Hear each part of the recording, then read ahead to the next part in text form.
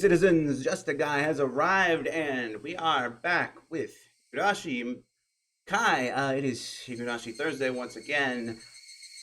I I'm gonna keep the talk about Sotsu to myself tonight, probably, unless it's something about this brings it up.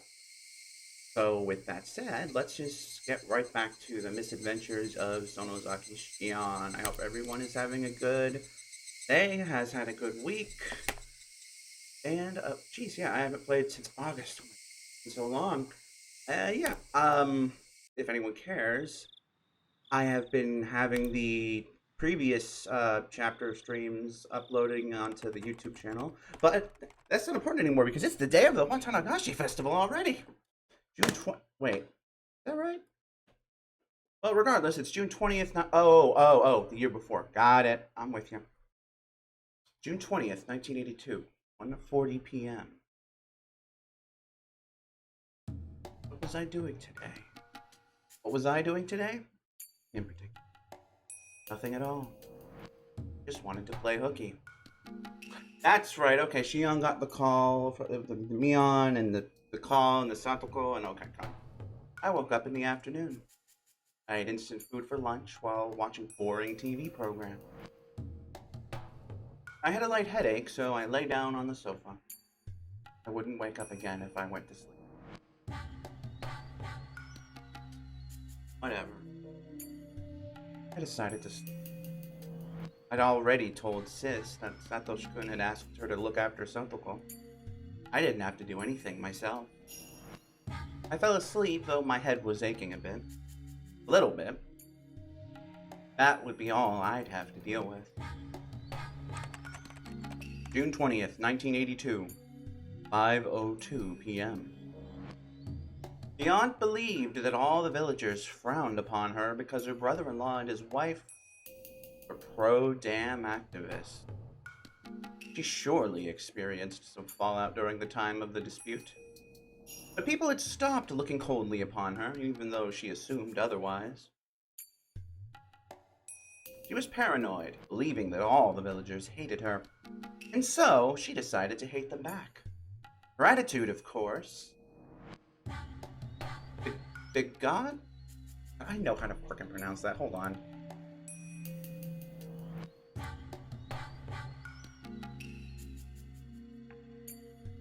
I mean, yeah, baguettes, bagot, whatever. Earned her hatred from the villagers. Her attitude, of course, earned her hatred from the villagers in turn. The situation became exactly the way she thought it was from the start. Good going, Auntie. What came first? What came first? Their poor relationship with the neighbors? Or her husband's? She didn't know herself. Her husband claimed that he got to love her because he was fed up with her attitude. She, in turn, claimed that their relationships with the neighbors went sour because her husband had damaged their reputation. Only Satoshi was aware that both happened at almost the same time. Their quarrels had become a daily routine now. When the husband came home late, the wife would shout at him at the entrance. Satoshi wondered why they didn't get a divorce, their marriage being as rotten as it was. But he secretly knew the reason for that, too. It was the fortune his parents had left. His aunt had hidden their bank book and stamp and never allowed her husband access to them. So her husband would search the house for them. She'd find out he stole some money from her purse. This would cause yet another fight. Satoshi had never been aware that his parents had that much money when they were alive. After their death, however, one of his relatives told him. Hold on, what relatives? What are these plural relatives that are not the aunt and uncle? And where the hell are they? He was informed that his parents had left a large sum of money in some bank account. Satoshi couldn't understand why they had that kind of money, because his family had been, as far as he knew, poor. It was because of the dam project. parents probably got the money in return for their cooperation with the government. They had strived to get more villagers on their side, provided information to them and whatnot. The money was probably compensation for their efforts. His aunt and uncle never had any intention to adopt them until they heard about the money. After someone from some financial institution revealed its existence, they appeared to adopt Stantoko and Satoshi. The couple would fight every day. Eventually, Satoshi's uncle started spending more time at his mistress's home. He realized that he had no reason to return to his own home. Okay, so I know I literally just said I wasn't going to talk about Go or Sotsu, but if this is to be taken genuinely, and I'd like to think right now this isn't in first person, and I wouldn't say we have any reason to doubt Satoshi's account of this right now. The implication really does seem to be that that Teppei, while a shitty guy, I mean, we're not going to argue that, was more not there than he was being there and participating in the abuse this year. Which really makes you think about things that I'm not going to talk about, but yeah. He realized that he had no reason to return to his own home because he'd just end up in a fight with his wife if he did. Okay, yeah, so that kind of says it. He was fighting with the wife, and in turn, she fought with the kids. When he stopped coming home, or wait, maybe not, Satoshi felt relieved. Neither their uncle nor their aunt treated the two siblings very well. Satoshi's aunt wouldn't have to vent her frustration upon them. The reason the couple fought was their corrupted relationship, so if they had separated, there wouldn't be any more fights. Satoshi had thought that at first. But even after they separated, aunt still had a short temper. Another woman had stolen her husband. The villagers must have been talking behind her back. They must have. Mortifyingly embarrassing. Since she had lost an opponent to fight. It was mortifyingly embarrassing. Since she had lost an opponent to fight, Satoshi's aunt directed her hatred towards the sibling. Satoshi had been observing her.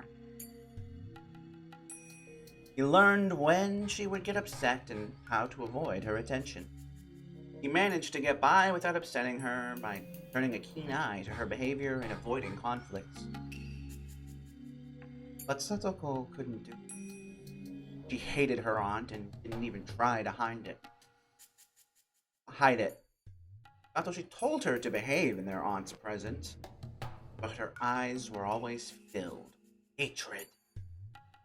Satoshi strived to reduce the conflict between them as much as possible. He stepped in to mend their relationship. It was a heavy burden for him, though, because he was still just a boy. Or so much. He covered for his little sister by lying, maneuvering, trying to maintain a tangible sense of peace. But he couldn't do that forever. The relationship between Satoko and her aunt had already spiraled out of control. Satoshi found something in the trash. It probably wasn't a legitimate place for trash disposal. If it was, sanitation workers would come and pick it up. He passed by this street all the time, so he noticed when there were new things they dumped there. He found a plain-looking desk, of the kind likely to be seen in offices. Somebody must have dumped it within the past few days. His aunt liked to bring usable trash home. She'd had Satoshi help bring a chest home just a few days ago. If he told her about the desk, he'd want it. His aunt hated to find bugs and garbage in the drawers, so she'd always open them to check before carrying the thing home. Satoshi opened all the drawers, all of which were empty. After that, he turned around and walked for about 5 steps. He was standing in a knee-high bush. There, he laid something he'd been carrying all the time, till today. It'd be very hard to find unless you specifically knew it was there to begin with. Looking satisfied, Meakashi frowned. Landmark. Remember this. June 20th, 1982, 5:55 p.m. Hey, old pal, I see you showed up again this year. You'd better get ready for us. You're as peppy as ever. Oh, is she a newcomer? Uh-huh, this is Ryugurena. Don't underestimate her, she's good. No, I'm not. Nice to meet you. Yo, you too. I've brought all kinds of prizes this year. There'll be a real battle to win. Try and take them all with you. Bah! Try and take them all with you, if you can. Nina tends to dote on cute stuff. Yeah, that stuffed animal looks like just her type. Whoa. Oh, so cute. I want to take it home with me. Hey, the booth isn't open yet. Whoa! Stop it, Rena. He says the booth isn't open yet. You can run him into the ground once it opens up. Oh, it's mine. I'm taking it home. Rena lost her marbles over the stuffed animal. Everyone laughed. Everybody except Satoko. She was standing by herself, some distance from the crowd. Her eyes looked dull. Me? What is it, Rika? Rika walked up to Satoko, smiling ear to ear in an effort to cheer her up.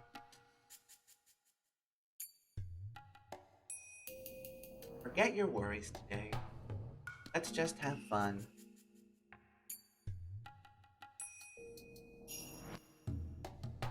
Satoko looked down. Even if she got to have fun today, her circumstances at home wouldn't change. Satoko, our evil aunt, isn't around. I know that. Maybe she was talking about you, Rika. Why don't you have fun? Rika.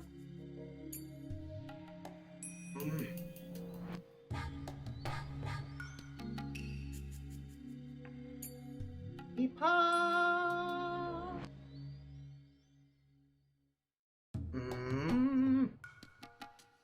Nipa.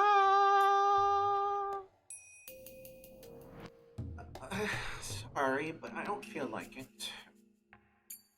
Phone. Why aren't you smiling? Otto Hulkly glimpsed at Rika. Gave her a look. Though she wanted to say that Rika should know the reason. Doesn't smile at liars.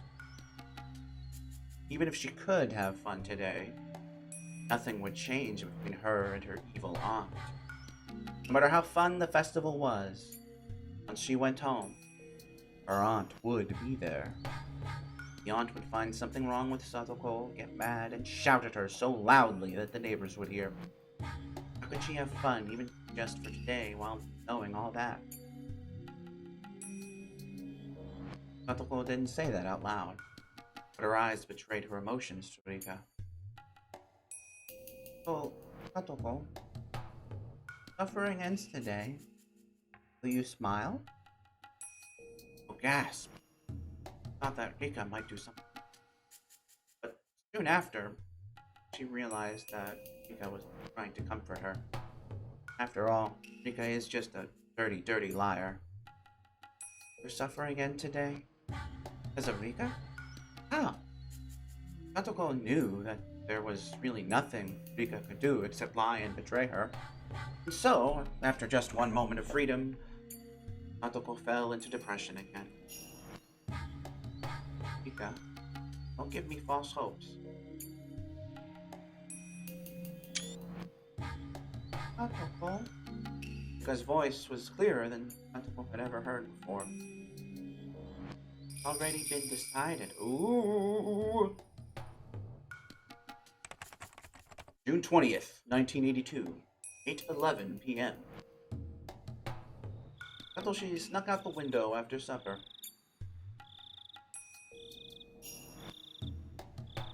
He heard the distant ruckus of the festival.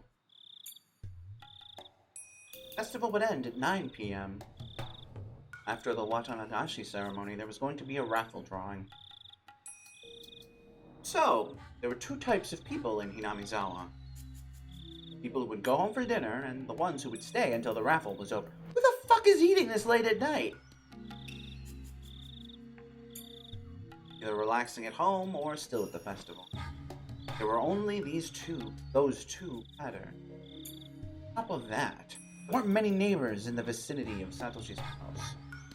As a result, he found nobody on the street. On that night, all village seemed especially desolate. Satoshi knew it was going to be like this, but he would keep worrying until he saw it for himself. He was barefooted, but started running without hesitation. He felt as though he'd become a wild animal running on his bare feet. He got the impression that he could run faster than usual. Not only his running ability, vision, his hearing, his sense of smell. All his senses were keener, including his sixth sense. He could almost sense the presence of people in the distance. If only when crouching like an animal. It felt strange, as though he had stepped into another world. Excuse me. He'd been feeling tense and anxious until today, battling with his own fear. But now he felt as though he had metamorphosed.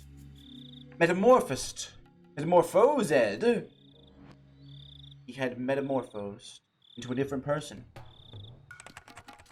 June 20th, 1982, 8:37 p.m. Alright everyone, I'm going to explain how the raffle works. Please gather around the altar. The festival had reached its climax. The raffle was going to start. Both the women who were dancing and those who were waiting for the raffle gathered around the altar. This was the first time they'd held a raffle, and judging by memory, it seems like it was the last as well. I don't remember ever there being a mention of this. The planning committee decided to hold one from this year onward to attract more people to the festival. Was there one in previous years? I don't remember a raffle. At first, the prizes were things the committee members had donated, but Oreo, not appreciating how pathetic they looked, had been thrown away. Damn! Oreo took the initiative and bought a brand new TV, a washing machine, a cooling fan, and other such things for the raffle. You go, Granny! The committee wanted to keep it small initially, but it turned out big thanks to her. Oreo was upset because the committee members weren't enthusiastic enough in her opinion. She's proud, god damn it. God damn it, she's a proud old lady! Some of the members thought it would be very difficult to prepare prizes of equal value the following year. There you go. So this might be the very first and last raffle. Thanks to you, we have such wonderful prizes this year, Oreo-san. They must have cost a lot, didn't they? Oh, excuse me. We can reimburse you from our budget. No point in reimbursing that! It was never about the money. Idiots. Buffoon. I don't like that. Buffoon. No point in reimbursing that. It was never about the money. Idiots. Now, don't say that. This raffle's all thanks to you, Oreo-san. Not like I'm doing it all by myself. Don't be ridiculous. Alright, I'm gonna drop the voice. The mayor, Kimiyoshi, was having a tough time pacifying Oreo. All of a sudden, one of the committee members burst into the tent in a rush. He looked upset, so Kimiyoshi assumed that somebody probably got hurt in an accident. What's going on, Makino-san? Hope you're not having a heart attack. I hope you're not having a heart attack. Kimiyoshi made a joke to calm him down. Little did he know that Makino-san was in fact having a heart attack, and what he had just said was incredibly insensitive. Tisk tisk. Makino, however, still looked tense. He whispered something to Kimiyoshi. Even without hearing the exchange between Makino and Kimiyoshi, it was plain as day there was bad news.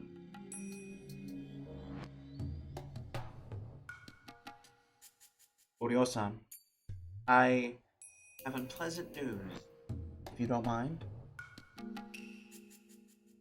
Miyoshi, accompanied by Makino, moved to Oryo's side, spoke in a very serious tone. Miyoshi whispered to her the exact same words Makino told him. Oh dear, this is bad. Ain't unexpected. What happens thrice will happen a fourth time.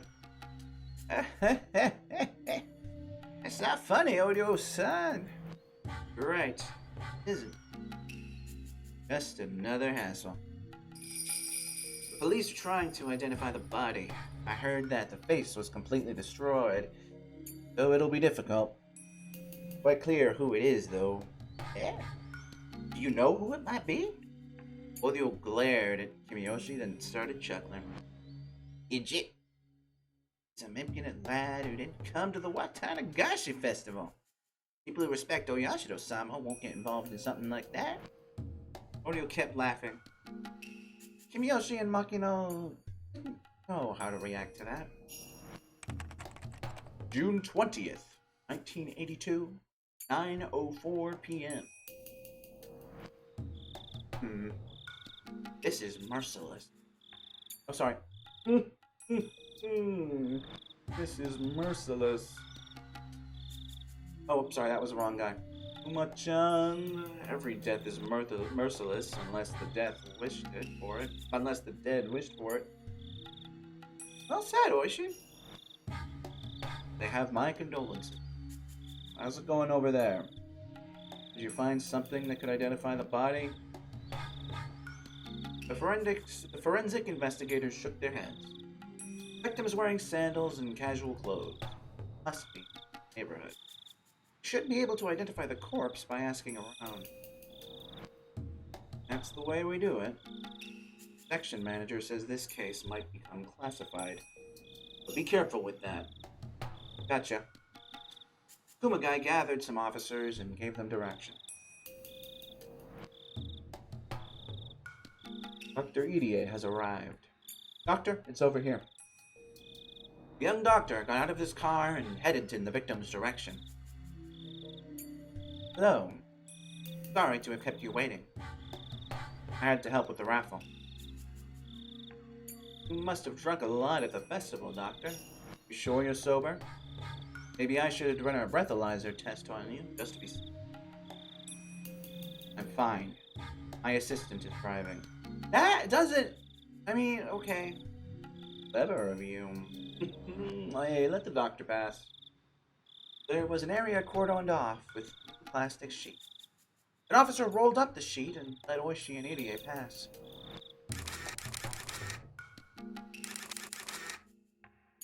The forensic people were taking photos from many different angles. This angle, that angle, these angles, those angles. So many angles. More angles than your body has room for. The blood splatters and the bloody sandals were left untouched. Marked with chalk and indicated with small alphabetized plates. Not used to seeing things like this. Irie took out a handkerchief and covered his nose. You should breathe through your mouth. Well, you might sense the smell visually, though.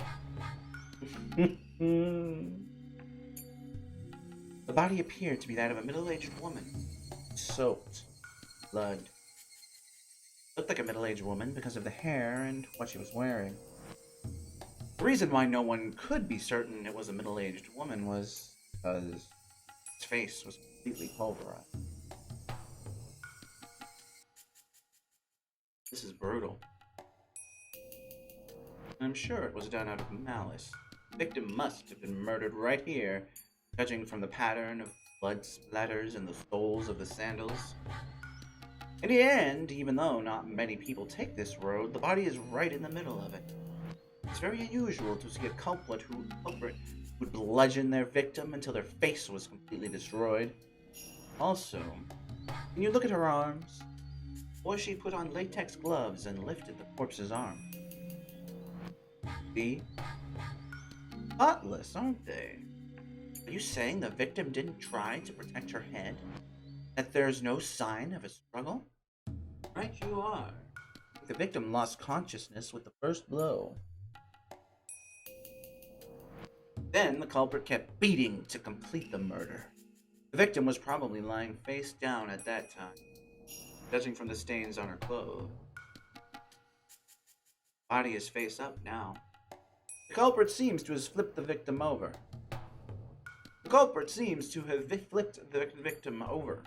In order to smash her face. And by that point, death was certain.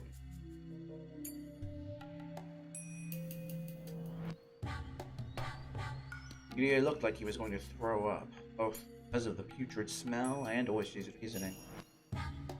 Smashing the victim's face is clearly a sign of a grudge in my experience.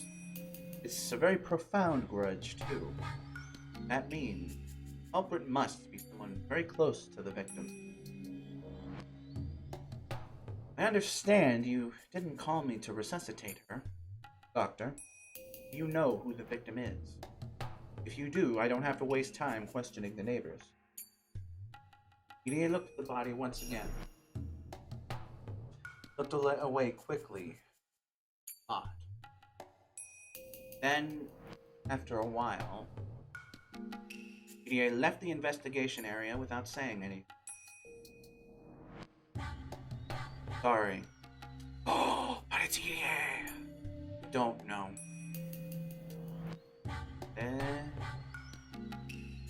You sure? Does idiot knows? Oishi smirked and looked into Irie's eyes, as though Irie was hiding something.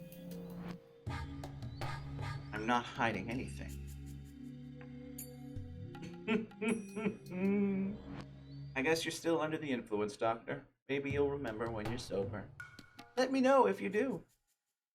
Oishi tapped Irie on the back. The doctor, saying he wanted some fresh air, left the scene. Kumagai returned. Oishi-san, the section manager is on the radio. The one in the first car. Irie lied. Huh? Nothing. Hurry up and question the neighbors. The victim must be from this area. June 20th, 1982. 9:39 p.m. Here he is. Here he is, Oishi-san! Thank you for coming here this late at night. I know you have school tomorrow. I'm really sorry to bother you. No problem. Where's your father? My stepfather doesn't come home much. Uh-huh. Since when? When did he come home last? I don't know. I heard he's living with a woman who works at a club in Okinomiya or something.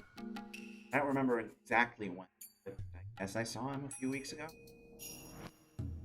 Uh-huh. Do you have your father's address? No. He's living with a woman who works at a club. Do you know the name of the place? No, I know it's in Okinomiya and that's all. What's your father's name? Teppe Hojo Teppe. Oishi signaled Kuma-chan with his chin, who nodded while taking notes. Were your mother and father getting along well? I don't know much about that, but I don't think so. See, I want you to tell me honestly. Do you know anyone who might have been holding a grudge against your stepmother? I don't.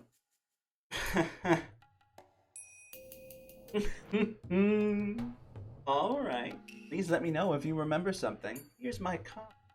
My number is on it. Okay. I might ask to see you again for further inquiries. If you see your stepfather, please let him know that we want to contact him. Kuma-chan, drive him home, will you? Oh, no. I can go home by myself. Hmm? Please, let us drive you home.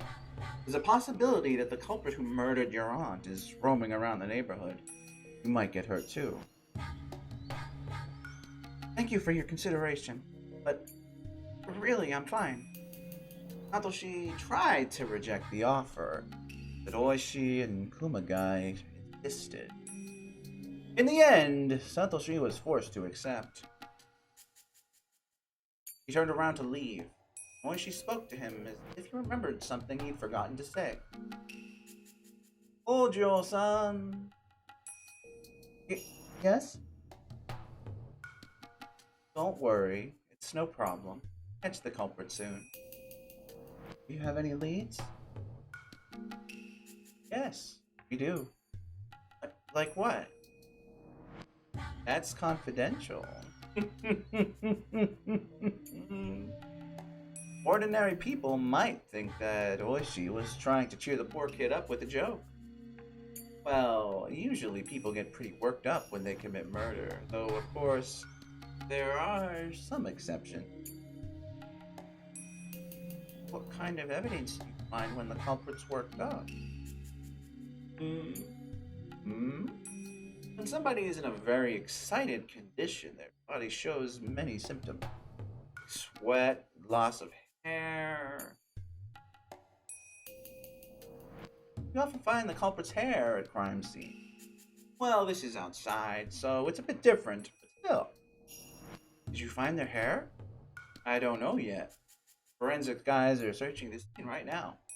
I'm anxious to see what they'll bring me.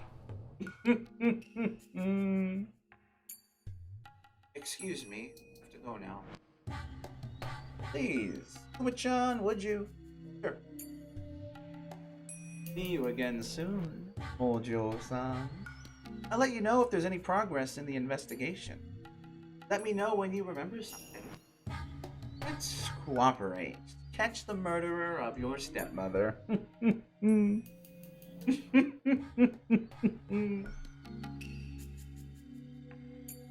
Oh, Oishi-san.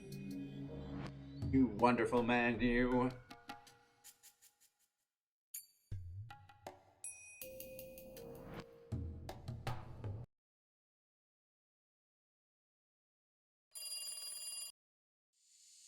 Sis called the morning after the Watanagashi festival to tell me that the curse had struck again for the fourth time. The victim was the evil aunt who was harassing Satoshi-kun and Satoko. Satoshi-kun's suffering should probably be over now, since the problem was with Satoko and the aunt's relationship to begin with.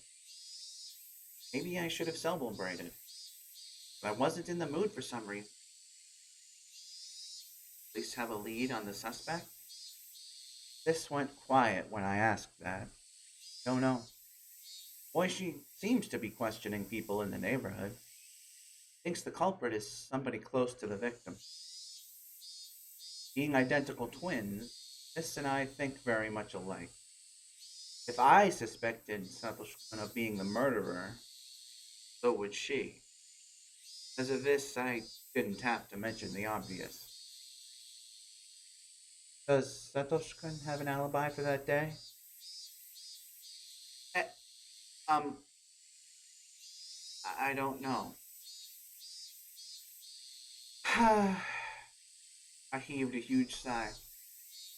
Stupid. At the festival. From there? Um, yeah, right. Sorry, I didn't realize that. I heaved another sigh. This was stupid enough to forget it. Make an alibi for him, even though the murder of his aunt alone would raise enough suspicion.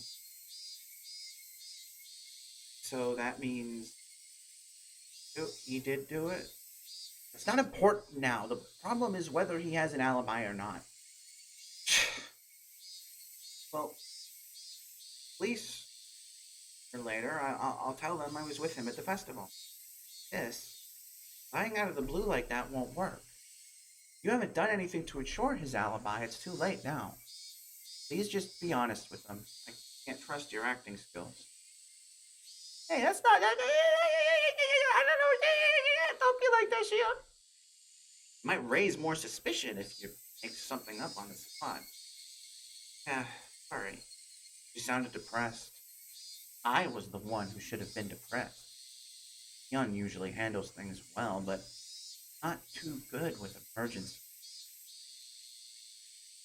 That must have changed after this. I was left worried for the future of the Sonozaki family. I'd be more worried if you were in charge.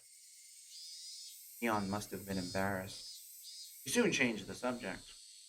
I guess you haven't been able to work lately, have you? You're right. I haven't. Thanks to you. I'm sorry. I'm pretty sure it wasn't Mion who beat a little girl with a chair. Uh, Sorry about that. I'll hide somewhere until tonight. Maybe you can work today? This had been appearing in public places during festival preparations and whatnot. As a result, I hadn't been able to pretend to be here. Well, then, if you're not even considering the freaking chair thing, then it definitely wasn't her fault. I hadn't been able to work. Someone who had to support myself, it was a bit of a pain. To be honest, I didn't feel like working, but I couldn't afford to be sitting around either. When I locked my apartment door before leaving, the door of the next apartment opened. The apartment over opened, and Kasai appeared. Yon-san, are you heading out? Yeah. Going to work since this gave me time until tonight. You give me a ride? Yon-san, it'd be safer for you to take a few days off? The police seem to be staking out the main house. I don't think it's a good idea to leave. I appreciate your concern, but I have to make money to survive. Kasai might suggest he donate money to my cause. However, I had sworn to myself when I started living here that I wouldn't depend on Kasai. While I don't obey anyone else's rules, I stick to my own. Kasai could tell that I was adamant in my decision. So, after repeating himself a couple of times as a formal procedure, he decided to give me a ride after all. After all. Every time we went to my uncle's store by car, we stopped at this traffic light. I knew it was going to happen again, but it still irritated me. Pedestrians passed by in front of the car. I was startled to see that one of them looked like Satoshi. It was him. Though I'd spoken with him on the phone just a couple of days before, it had been a while since I saw him last. Asai, sorry, but could you tell my uncle that I can't come today? I'm getting off here. What? Yon-san. Asai looked taken aback, but I got out of the car regardless. The light turned green. The car behind him honked while Kasai was shouting at me, so we had to start moving. Satoshi-kun was on his bike, but he was going really slowly. I caught up with him in a flash and tapped him on the back. Hello. I'm surprised to see you in Okinomiya, Satoshi-kun. If I talked to him with a smile, he might smile back.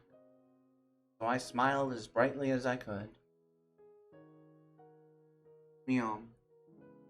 He looked tired as always.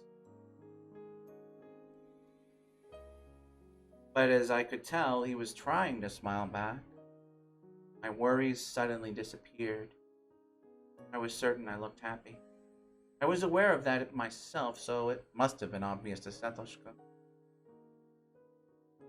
Well, the circumstances, but you look happy. Yeah, I am happy. I'm happy because you look happy. When I teased him, he looked a bit embarrassed. It was like we were back in the good old days. I felt even happier than before.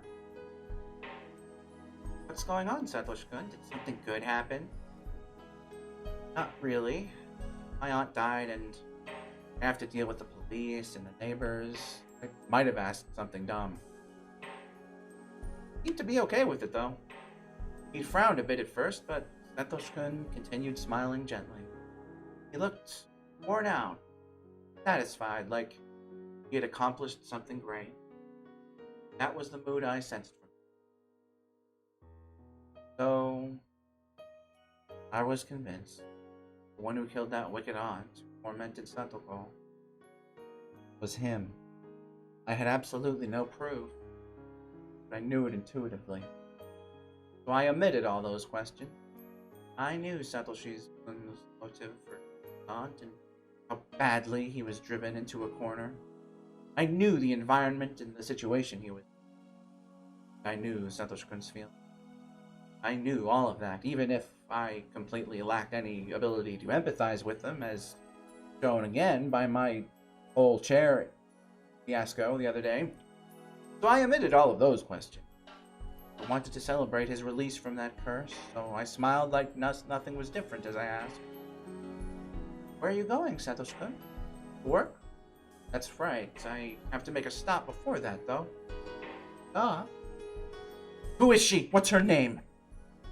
I have to make sure it's still there, otherwise I'll continue feeling really anxious. The conversation remarked. The reason he started his part-time job was to buy Stantoko a huge teddy bear. It was being sold at the toy store just down the street. I recalled that the teddy bear was very expensive, absurdly expensive, in fact. Santoko's birthday was right after the festival.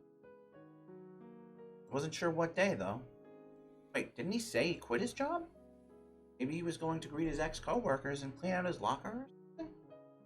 Either way, he'd be completely free very soon. Maybe he hadn't been paid yet. That's why he wanted to go check if they still had the teddy bear.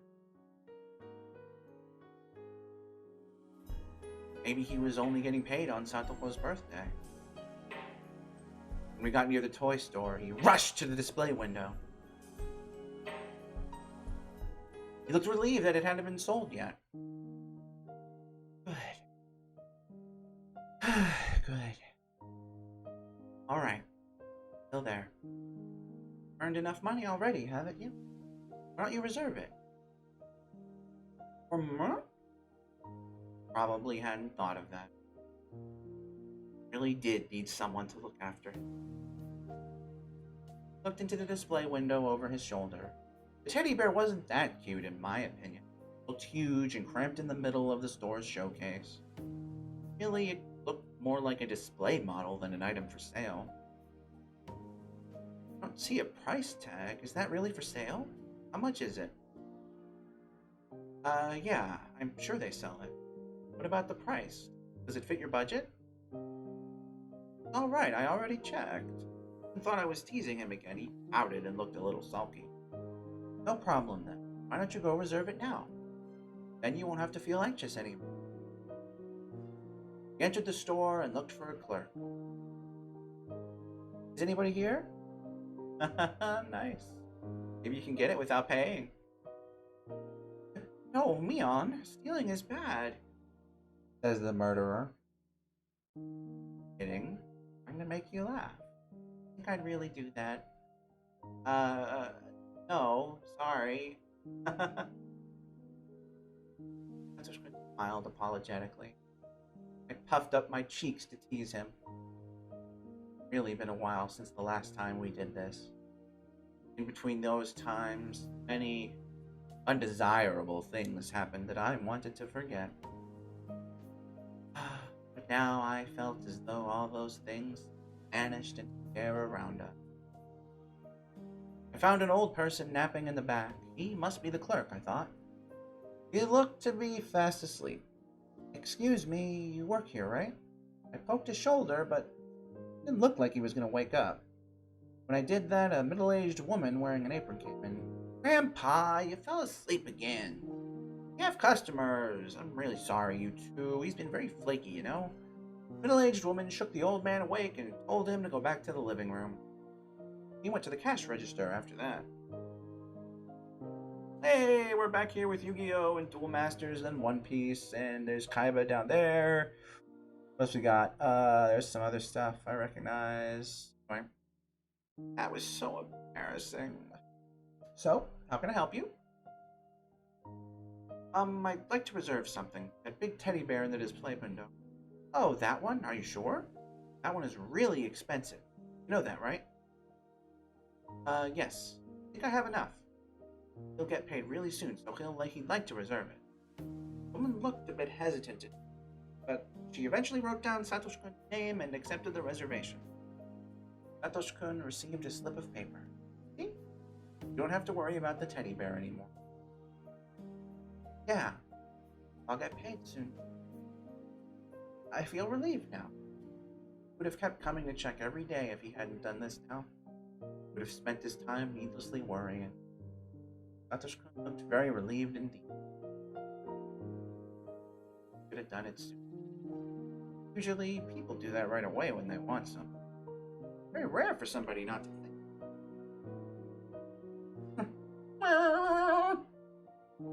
So very fun to teach him.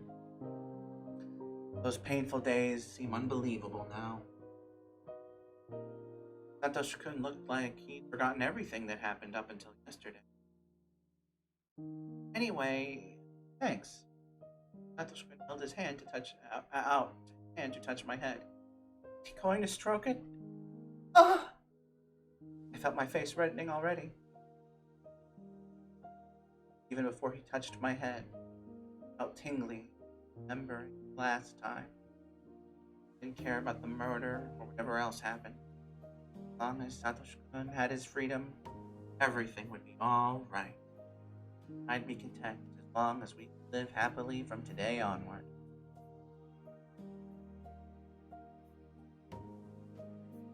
But Satoshi-kun's hand never reached my head.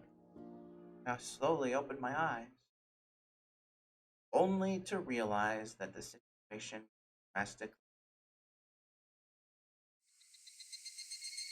There were 4 men in suits blocking our way. It looked as though they'd been waiting for us to exit the toy. Hello, hello. The oldest of the 4 men stepped forward while smirking. I'd never met this man. It looked like he knew both Mion and Satoshi-kun. He was probably a cop. I ran a search for information in my head. Found some right away. Good to see both of you, Hojo-san, Sonozaki-san. I'm sorry to bother you at a time like this. This must be Oishi Gaudo, the cop who's investigating the series of mysterious deaths. He thinks that the Sonozaki family is behind all of the cases. In other words, he's an enemy of the Sonozaki. He has deep connections with other investigation divisions of the police force and likes to nose around to the businesses in this area. He annoys the Sonozaki family enough as it is by interfering with its Yakuza business, let alone its suspicions on the series of mysterious deaths. Naturally, as the family's successor, he's not a welcome figure to Sonozaki me. I tried to imagine how Sis would react. Oh, Oishi-san. Hard for our safety. Oh, the 4 of you want something from this toy store? A doll, maybe? I know what they want, and it's not a toy. Probably not me either. They want Satoshi-kun. Took a look at Satoshi-kun. Seemed a bit uncomfortable. The other 3 cops loosely surrounded us to prevent our escape. Ojo-san, I'd like to talk to you about something. What for? Taking him to the station? You don't have to go with them, Satoshi-kun. Let's get out of here. I pushed on his shoulder, but he just stood there looking pale and bewildered. Bewildered? No, he actually looked resigned. Then I recalled Sister's mistake. It's obvious from that he killed his aunt from the circumstance. You don't even have to look at the crime scene. How could Mion have failed to create an alibi? Stupid Mion must have spoken to the police without making anything up at all. She must have not told them that she knew where Satoshi was. If she hadn't done anything, the villagers wouldn't work to help her. It was just a matter of time until the police uncovered Satoshi-kun's complete lack of an alibi. The police were trying to corner him and lead him to confess. I looked at Satoshi-kun's face once again. He looked like a dead man. Probably didn't know he could refuse to be interrogated. He was taken to the station and grilled by Oishi. He'd confess in a minute. Somebody had to protect him. Nobody had ever been there for him. I had to step up now. But how? Would it be possible to alter what Mion had already told them, saying it was a mistake? That wasn't going to work. If I had more time, I'd come up with an excellent idea. But I didn't have that much time at all. Pressure him. The cops were drawing nearer. Satoshi-kun must have felt intimidated. He might end up turning himself in due to the pressure while I'm stuck trying to come up with something. I have to do something now. I have to say something. Otherwise, Satoshi-kun might give in. I have to save him. But she drew nearer. Satoshi-kun fell back. Oh. It won't take much time. Come on, don't be scared.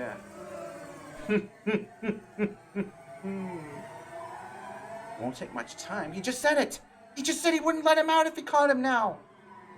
Satoshi-kun, don't give in. If you give in now, everything you've been working for will be ruined. Oh. Satoshi-kun looked like he was at his breaking point, and Oishi was clearly aware of it. Oishi smirked and held out his arm to grab Satoshi-kun's shoulder. I felt electrified when I saw that. That hand shouldn't be allowed to touch Satoshi. The moment Oishi touched his shoulders, he'd give in. He'd go to the police station and confess everything. You want to know his alibi?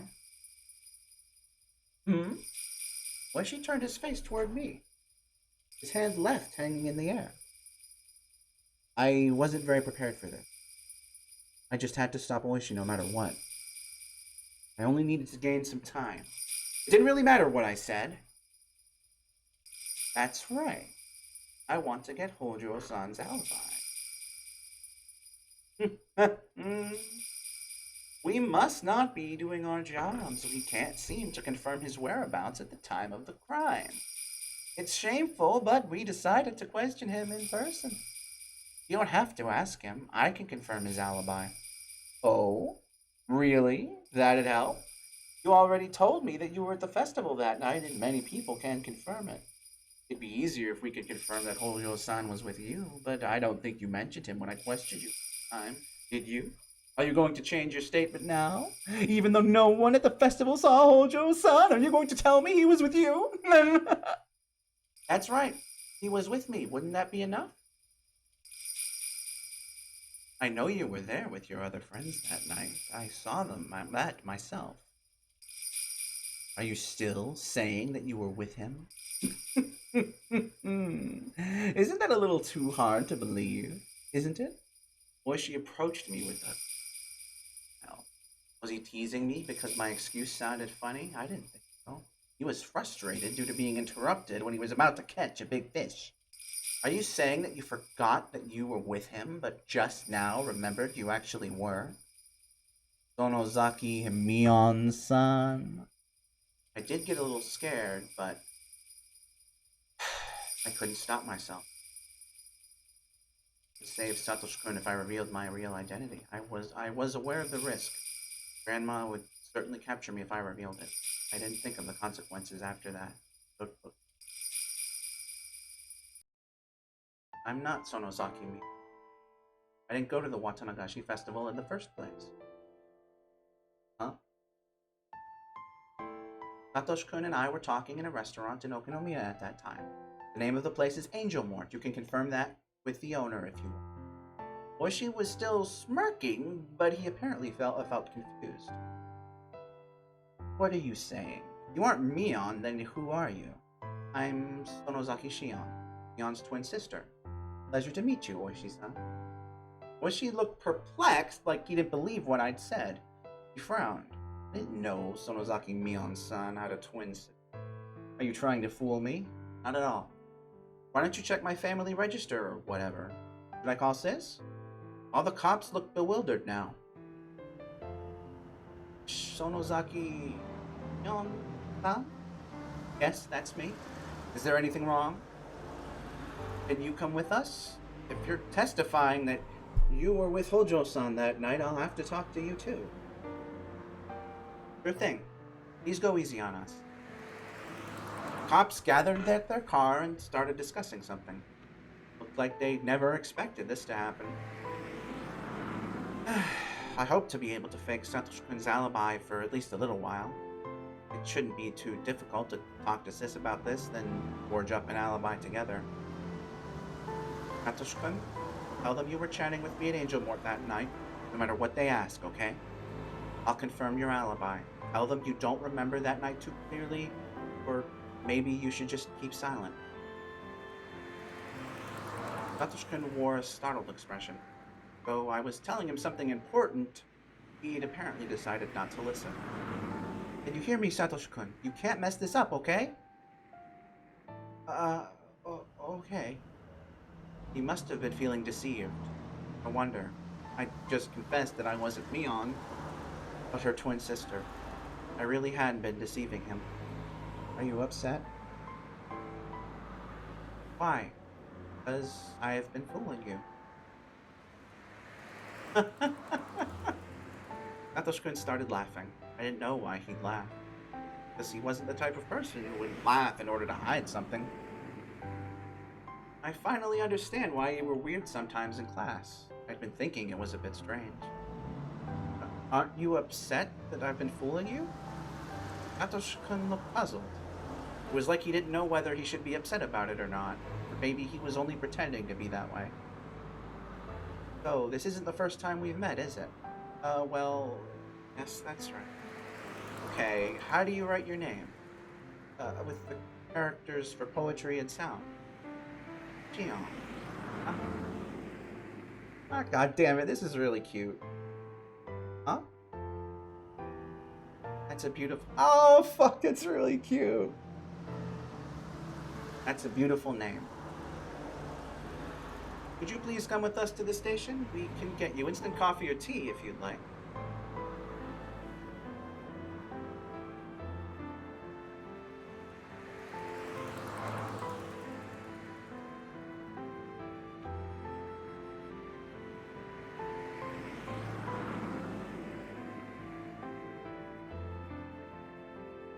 You have received a new tip. Notebook. Age 20... Did they say 20? Well, I don't know. We'll review new tips. Either Satoshi-kun was smart or very lucky. Or maybe it wasn't him. The police found nothing at the crime scene to indicate his involvement in the murder. Yet Satoshi-kun was still the prime suspect. Considering his home environment, he had a strong enough motive. He had no alibi. The police had everything other than physical evidence. It wasn't surprising that Oishi took a chance. Probably didn't expect me to step in. But what I did was little to avert his suspicion of Satoshi-kun. Oishi believed that Satoshi-kun did it. He was waiting for Satoshi-kun to fall apart and confess.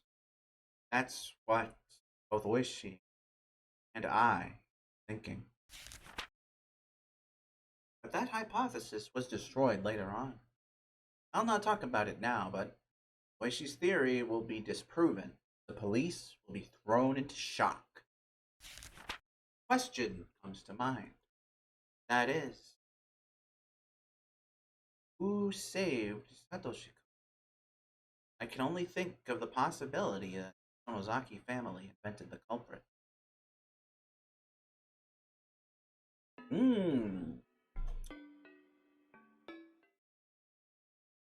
Interesting.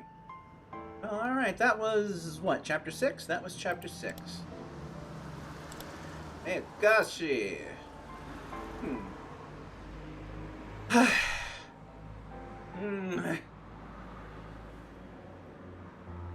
Alright, well, let's keep going. I'm gonna just, yeah, I'm gonna get... No, I'm not. I want to keep going right now. I can't. So,